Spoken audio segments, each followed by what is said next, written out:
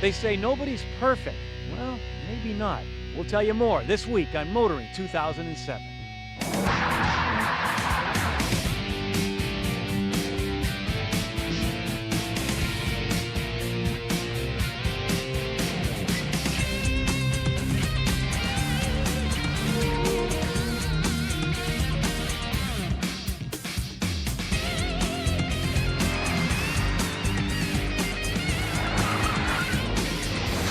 TSN's Motoring 2007 is brought to you by Q from Quaker State. Unleash all your horses. And Michelin, a better way forward.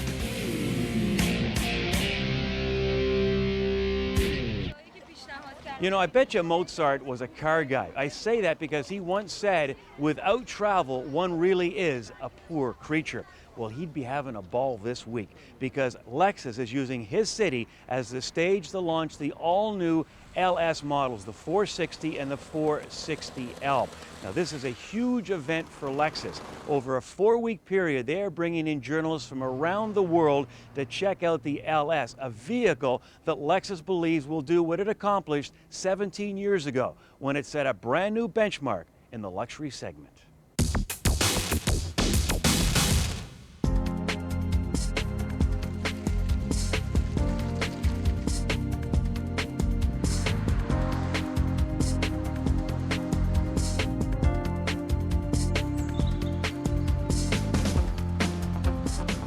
Lexus almost from the start has just done a great job in building cars and you know, coming out with a luxury brand against outfits that have been around for decades, and sometimes in the case of Mercedes 100 years.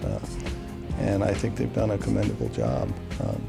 You know, they're consistently high rated for quality and luxury, and they do a lot of stuff very well, I think. The LS basically sets the direction for Lexus as a company. So this is a very big deal for us. The LS was introduced when we first introduced Lexus, so about 17 years ago, and this is the 4th generation. This is the first time that we've got a long wheelbase vehicle in our lineup. A lot more horsepower than the last generation, another 100 horsepower. Lots more room inside. Nice styling, very aggressive styling, and just really, really nice package. New LS 460 now has a new 4.6-liter V8 engine, which is a totally new engine family, the first in 17 years for Lexus on the LS line. Develops 380 horsepower with 367 foot-pounds of torque and made it up to an 8-speed transmission. It's a world's first 8-speed.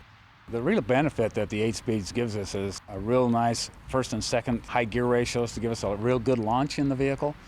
And then it gives us some real close ratio gears in the higher range so that as we're driving down the road, it's much less intrusive in the shifting and much less shift shock. So it's really hard to notice actually when the vehicle's shifting. We're able to actually improve the fuel economy this year over last year. They almost do everything so well that they kind of round off all the edges, and it sort of takes away from the involvement.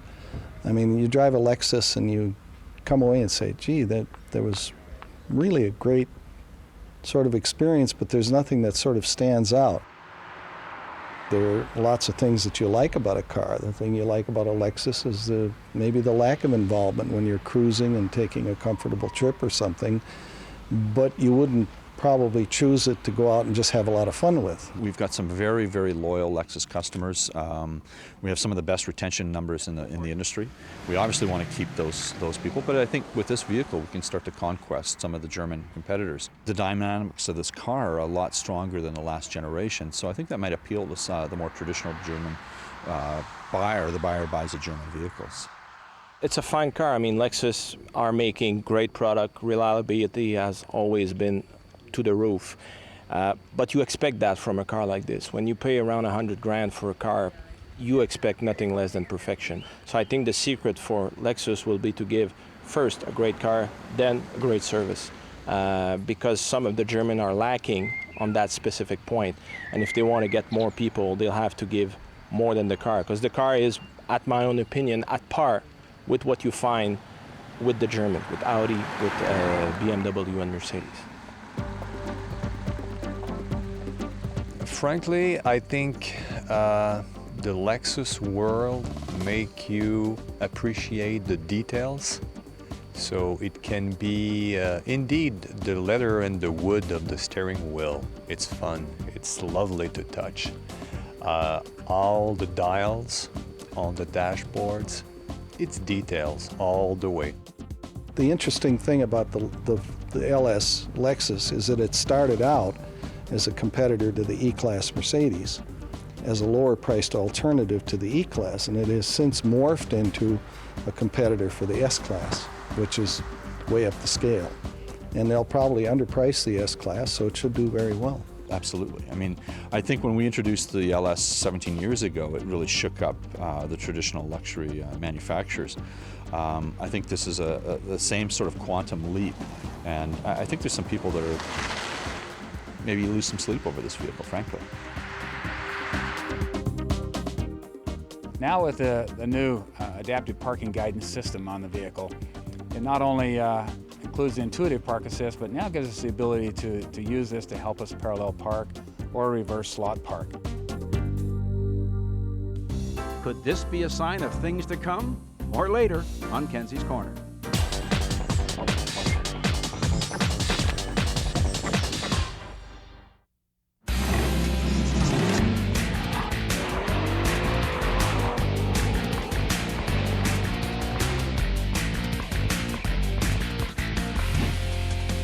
With the price of oil skyrocketing and some experts predicting a fuel crisis of biblical proportions, the SUV market is not showing any signs of slowing down. This week on Test Drive, we take a look at the all-new Hyundai Santa Fe.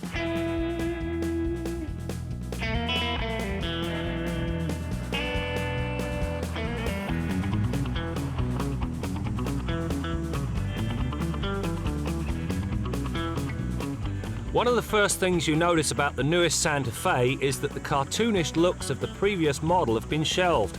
In its place comes an elegant vehicle that really speaks to Hyundai's upscale aspirations. From the front fog lights and jeweled headlights to the cleaner lines, it's a marked step forward. Indeed, the only thing that gives away the fact that it is a Santa Fe is that odd-looking tailgate handle. Aside from that, it's a job well done.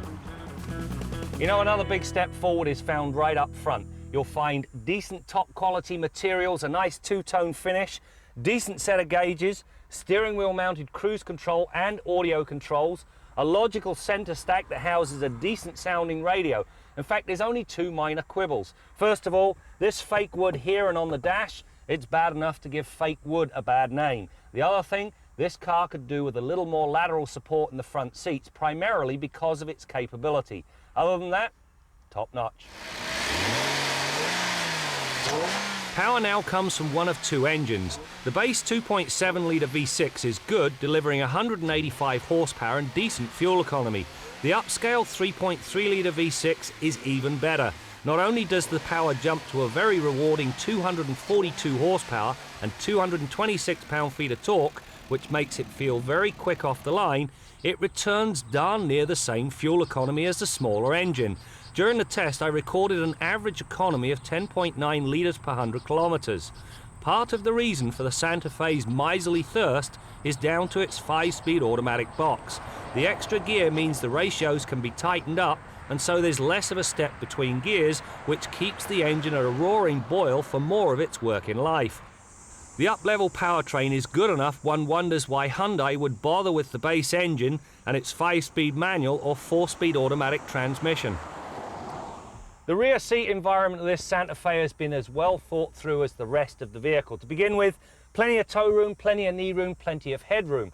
You'll also find vents on the B-pillar which help circulate the air back here, as well as a 12-volt outlet. But more importantly, this seat will accommodate 3 passengers across without too much whining. And it boils down, comfortable seat and a minimal tunnel intrusion. Riding on McPherson struts up front and a multi-link design in back, the Santa Fe has a sporty feel to its drive. When pushed through the pylons, body roll was minimal and understeer is far enough out, it really is a non-issue. Add to that large 235 60R18 tyres and a good all-wheel drive system, and the dynamics are better than the SUV norm.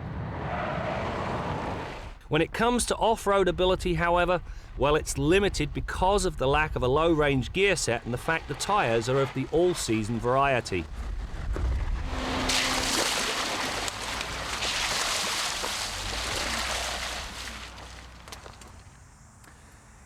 You know, this Santa Fe comes with a 7-seat option. If you take my advice, forget it, because 7 passengers work better in a minivan like the Entourage. Besides, the 5-seat configuration is actually the better package. To begin with, the floor is flatter so you can carry a larger cargo without it teeter-tottering all over the place. The other thing you get, where the seats would go, you've actually got underfloor storage compartments, which really are a godsend. As for safety, the standard anti-lock brakes deliver stops that measure 39.8 meters from 100 kilometers an hour. There's a good electronic stability and traction control system, as well as active headrests and no fewer than 6 airbags, including side seat-mounted bags and drop-down side air curtains.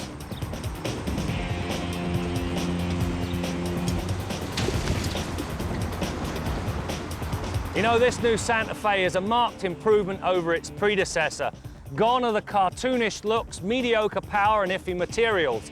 In its place, you'll find a car that's got class stamped all over it, good materials, ride and handling is very good, and the power, well, it's wonderful, especially if you go with the 3.3-litre V6.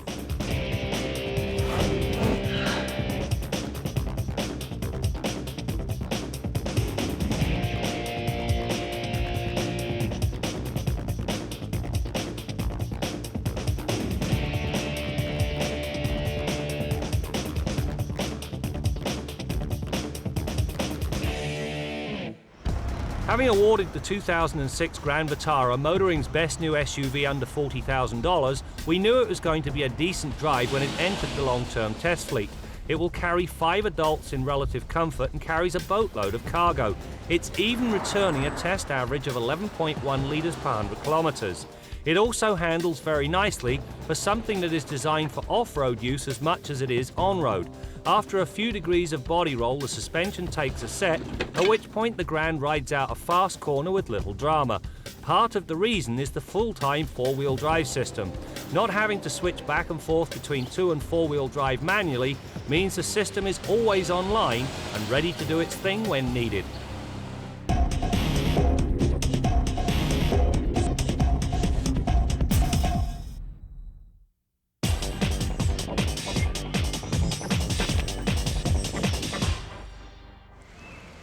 Previously, we've had intuitive park assist, which gives us the opportunity to sense when objects are close and give you a warning that you're getting close to an object. Now with the new adaptive parking guidance system on the vehicle, it not only includes the intuitive park assist, but now gives us the ability to use this to help us parallel park or reverse slot park.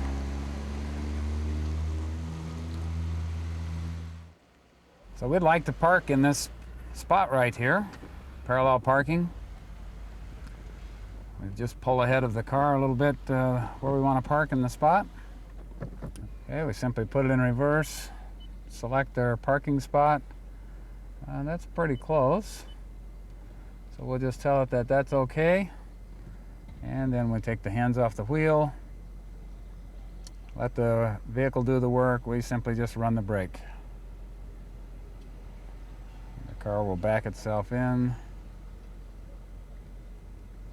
Well, all we do is just monitor the surroundings to make sure we don't have any issues with safety.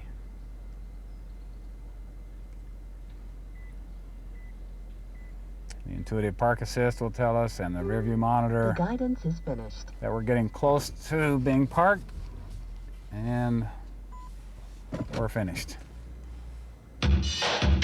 You know, our Bill Gardner in the Quaker State Garage is always telling us how important it is to use the parking brake as much as possible. You know the old saying, use it or lose it. Well, in the new Lexus LS, among the billions of neat ideas is something called the automatic parking brake. Now, when it's in the auto mode, whenever you put the car in park, the brake goes on automatically. Take it out of park, and it releases automatically. Kind of neat. And if that's not enough to amuse you, the LS has a Mark Levinson stereo system. You ready for this? 19 speakers, and they tell us if you adapted it to your home, it would cost you over $200,000. $1,000. So take your pick, the house, the stereo, or the car and the stereo. I don't know. Let's see what our man in the Quaker State Garage, Bill Gardner, thinks about this. Bill? Brad, let's set a couple of things straight. First of all, the radio goes off so you can hear the engine, okay? And if it's got an automatic transmission, you're not really driving it anyways. And about 3 weeks ago, I drove a V8 Mustang through the streets of San Francisco, and it had a standard transmission, and boy, I was really thankful for that parking brake, being able to rip it on at every traffic light and hang the car on some of those hills so it didn't roll back, because you know the guy behind you is going to crowd you and you're going to roll back a little bit if you can't engage that parking brake and release it. That's the thing you want to do, so forget all that stuff. Anyhow, what I want to talk about this week is the wrap up on our long-term Ridgeline. It's time to take it back to Honda. We're just shy of 17,000 K, and we've definitely found out it was full value for our pick last year as the truck of the year. Definitely full value. Great little truck, and I'm going to hate to give it back. Lots of utility hidden in this thing, even more than I realized when I first got it. Love these tie-down cleats. There's 6 of them in the box here. You can see some of them right here. I love these cargo illumination lamps. They're really handy. I love the composite box. And this storage bin, the trunk underneath the box, is absolutely fantastic. Lockable, releases with the key fob, watertight. Couldn't be any better. But you know, Brad, one of the main things with an extended cab pickup is being able to do something with your gear that you've got stowed in the back. And typically you put your gear on the back seat in a crew cab pickup. But on those rare occasions when you want to put 3 or 4 passengers, maybe 5, and it happens to be raining, what do you do with that gear that you had on the back seat?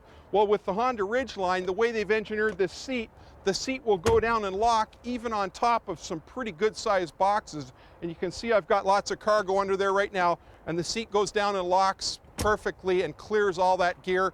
And if it won't fit under there, it'll go in that lockable trunk. You just can't beat it for utility. So it's going to be a tough truck to give up. Now, I just came back from a long trip to New Hampshire, and I got 752 kilometers out of 1 tank of fuel. And I know I got the last kilometer out of the tank because I ran out and I had to dump a jerry can in on the side of the highway in the White Mountain Range in New Hampshire. So I know I got my money's worth out of that tank. I crunched the numbers on it, 26 miles per gallon or 11 liters per 100 K, and I was driving, well, let's just say well above the posted speed limit. So for a full-size pickup truck with all-wheel drive driven at those speeds, 26 miles per gallon, and I still think in terms of miles per gallon, is great. You can't beat it. Till next week, I'm Bill Gardner for Motoring 2007.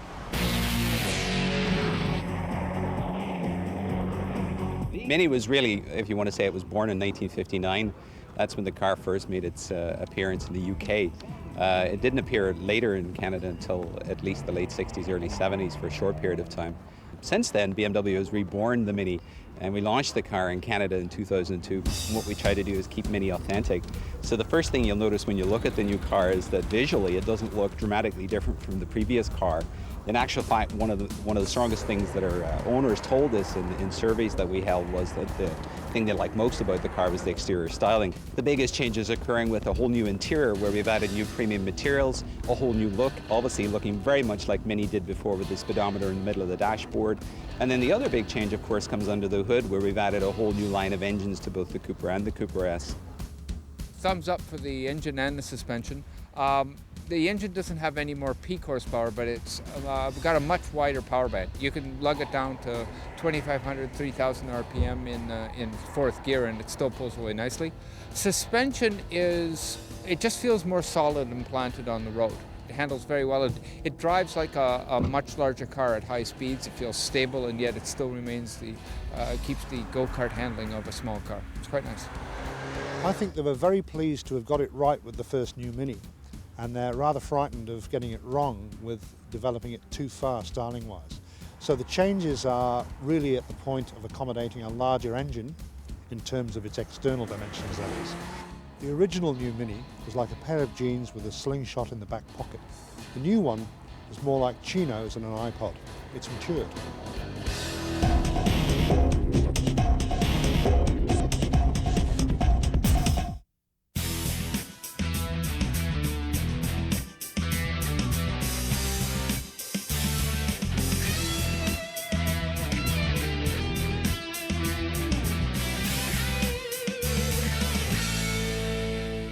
Now maybe you've been wondering, why have we been showing you the introduction of a Japanese car in the middle of Europe?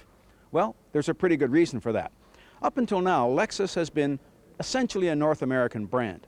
They wouldn't tell you this, but effectively their mantra has been, when better Buicks are built, Toyota will build them.